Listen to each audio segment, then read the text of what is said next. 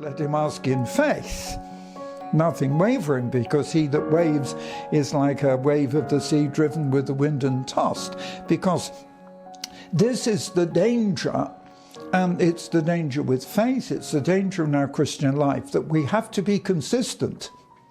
And I would use the word consistent here.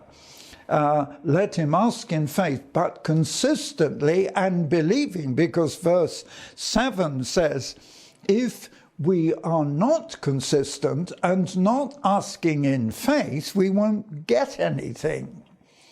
And I think a lot of times when people don't receive it is because they don't really trust that God can actually do it.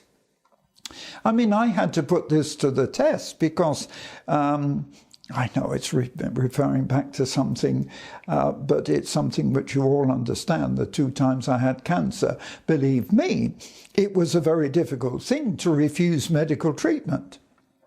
Very difficult thing. I had to stand firm. And I didn't waver. I stood firm. And I got the answers. And I've just been away for a week of prayer on my prayer mountain in Austria. And exactly the same thing applies, because I became very conscious on the first visit up the mountain. I was going up to ask a whole load of questions. And the second time I went up, it was to get the answers. And I got the answers. And it's so important, because in giving me the answers, the Lord reminded me of this very fact that if I want to receive what I'm asking for, I must believe that it's going to happen. In verse 8, a double-minded man is unstable. There is such a danger even amongst some Christians that I would call them double-minded, in the sense that they're half and half. They half believe and half don't believe. The scripture actually does say, don't be lukewarm. This comes in Revelation. The Lord actually says through John in Revelation, I would rather that you were hot or cold, that you're not lukewarm. In other words, not in the middle. Better to be cold or hot. In other words, be decisive, be one thing or the other, but don't be in the middle. And then verse 9, we come on to something totally different. Here, James is saying, let the brother of low degree rejoice that he's exalted. In other words, God does exalt and lift up the humble, those who in humility serve God. Because the contrast in verse 10 is the rich should be very careful, because he can be reduced and made low. Because, as James is saying, as the flower of the grass, he'll pass away. Verse 11, the sun is no sooner risen with a burning heat, but it withers the grass and the flower falls. And so, just as flowers can fade and fall after the heat of the sun, so those that count and depend on their riches and their position can also fall away. It is sad that we do find that too many, I'm sorry to say this, of even spiritual leaders who are lifted up and have an awful lot of publicity and a lot of praise, they can, through their own pride, fall. Then we come back to verse 12, and verse 12 is following on from what we said a little bit earlier in verse 3. Because in verse 12, blessed is the man that endures temptation. And here it's not just temptation in the sense of being tempted to do something, it's the trials and the testings. Blessed is the man who is tried and tested, for when he is tried, it's blunt here, he will receive the crown of life.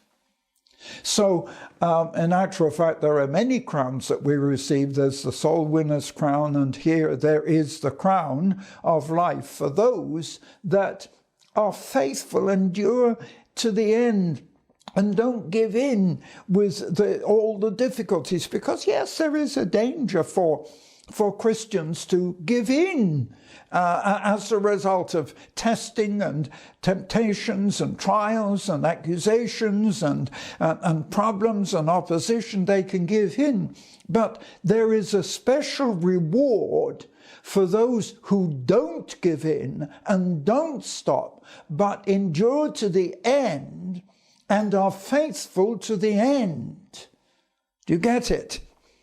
That in itself, that faithfulness to the end, sticking to it, being faithful, not giving in, that will earn you a very distinctive reward. I think in actual fact there are 10 crowns, but I forget the exact number.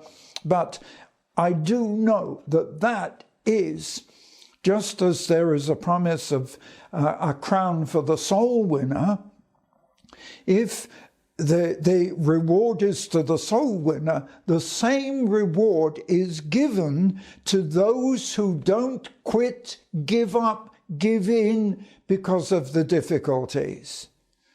So what I'm seeing here is a very, very strong message that whatever comes, we must not stop being a Christian. We mustn't give up our faith. We mustn't give up on our faith, on our experience of Christ. And we will be rewarded by being consistent right to the end.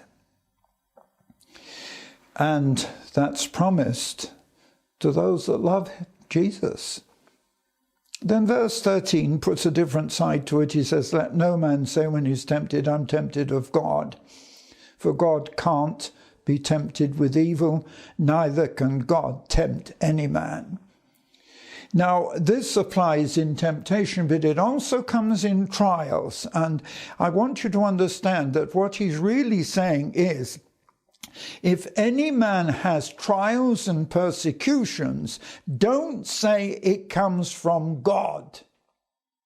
God can't give you these things. God can't tempt you with evil or bring anything evil into your life. And neither is God himself tempted by that. But verse 14 makes it very clear. People who are tempted, when they're drawn away by their own desires. And what happens? When that desire conceives, it brings forth sin, and sin, when it's finished, brings forth death. I'm sorry to say, and a lot of people may not fully understand this, I believe this is a very strong warning to the Christian that you must remain faithful to the end.